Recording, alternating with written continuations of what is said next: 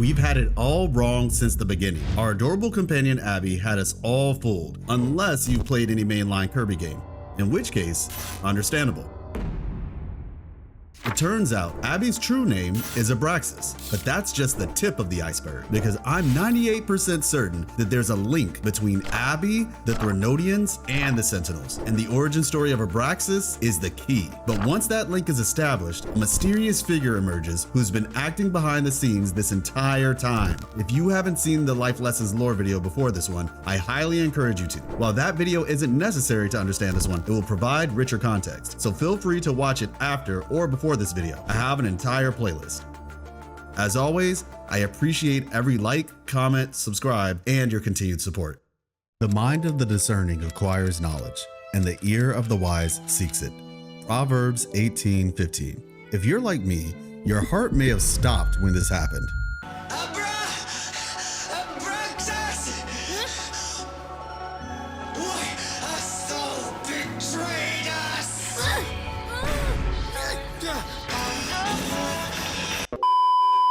Many questions likely flooded your mind, like, who is Abraxas? What is Abraxas? At the beginning of 2.0, Rover wondered if Renacita held the answers to who Abby was, and it looks like Renacita delivered. To those unaware, this isn't our first time hearing the name Abraxas. In the beginning of 1.1, what appeared to be a slip of the tongue was actually Abby unknowingly giving us a peek into its true nature.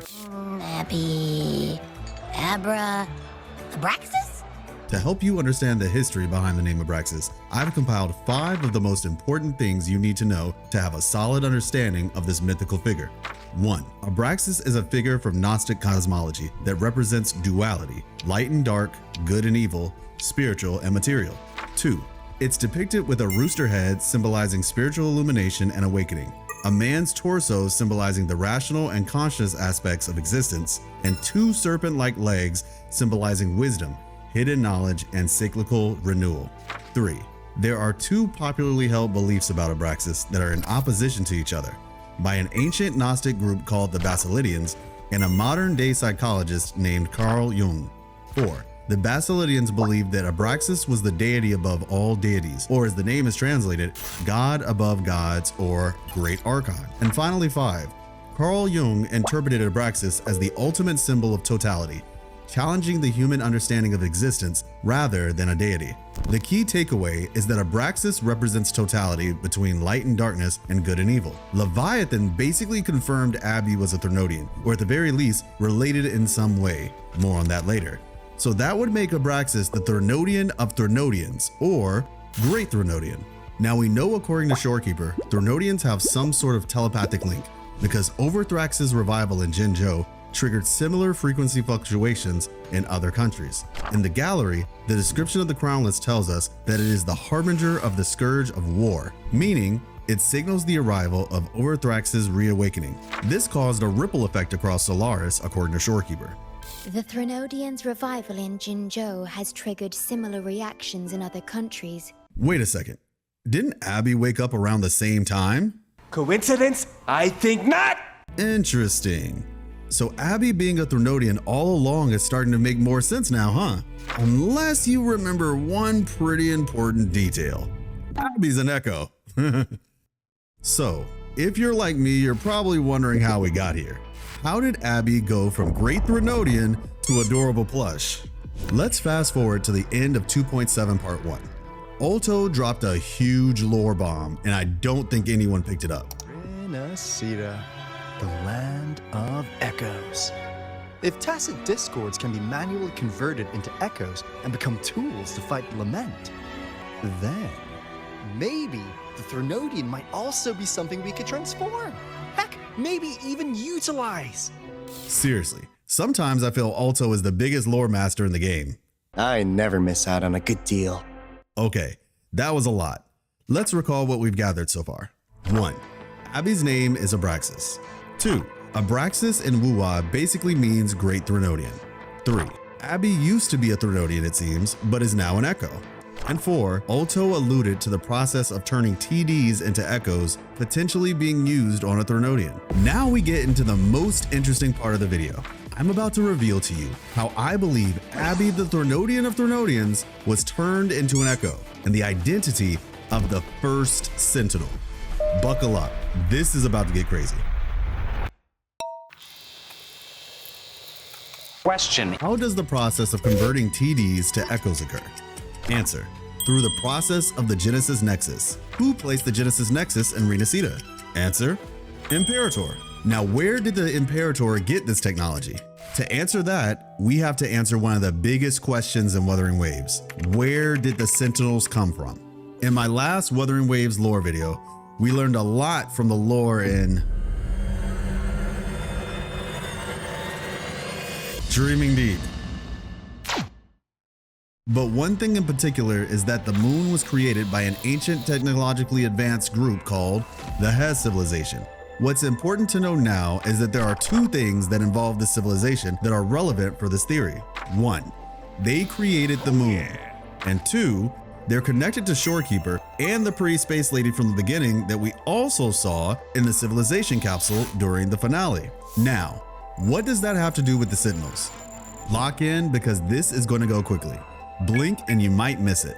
There's something fishy about the Sentinels, and it's not just Leviathan. Have you noticed? Abby has.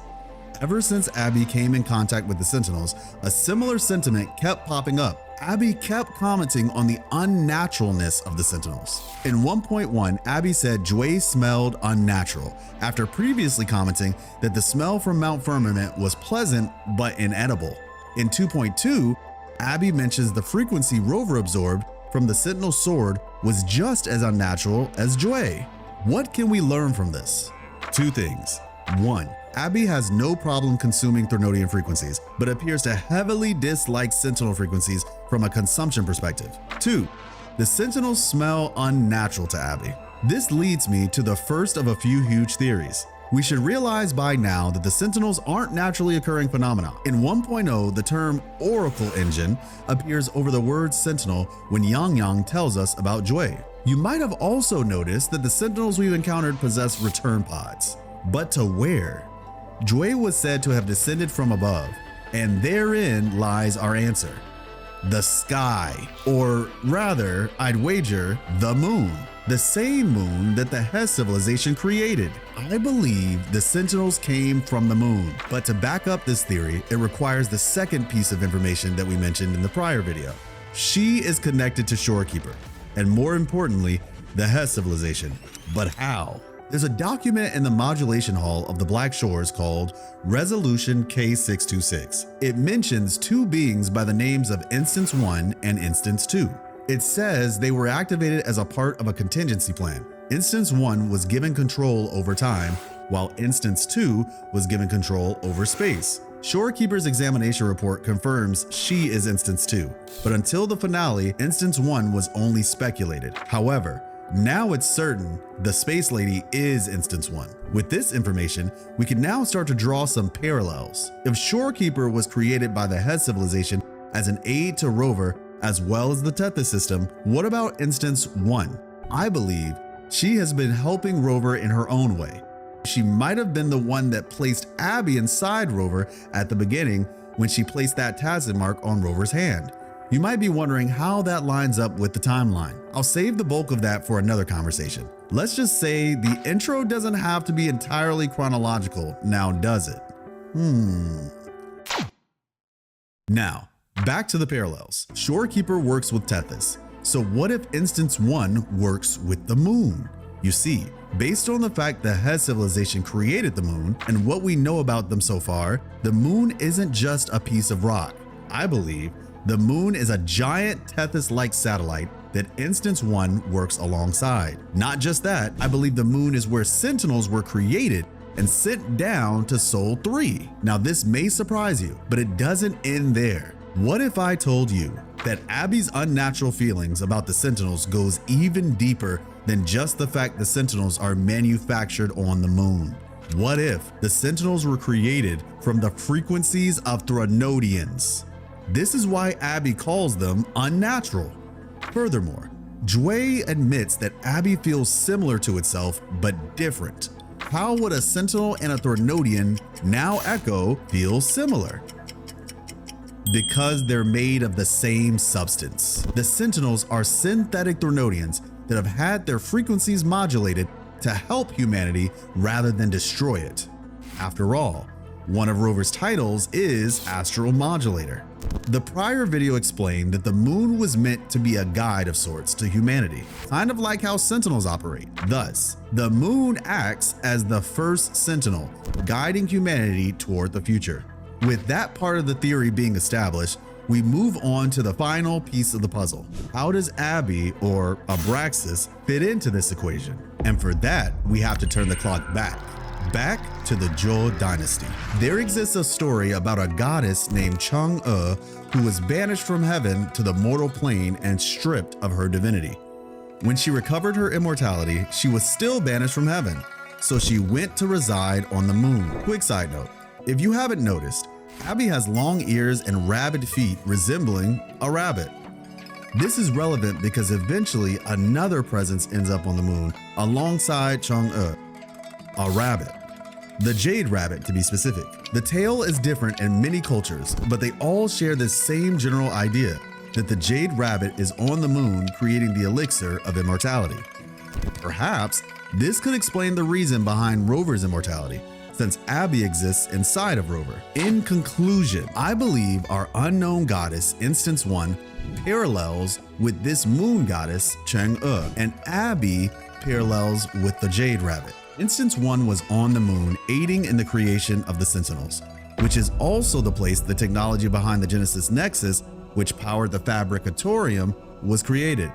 This same technology was used, as Alto mentioned, to turn not just any threnodian, but the threnodian of threnodians, Abraxas, into a tool to fight the Lament, a creature who craves not the frequencies of civilizations and sentinels, but of threnodians. After centuries of failed attempts to stop the Lament with threnodian imitations, Rover decided to fight the Lament with the Lament, and thus Abby was born. Now the question is, what plans does Cristoforo have for Abby and Rover? Why do we love to hate him, but simultaneously enjoy whenever he's on screen? And most importantly, what exactly is Super Echo Abby form? This is Life, and this is Life Lessons Gaming, where we discuss games, game stories, and lore. And regarding liking, commenting, and subscribing, hey you, do the thing.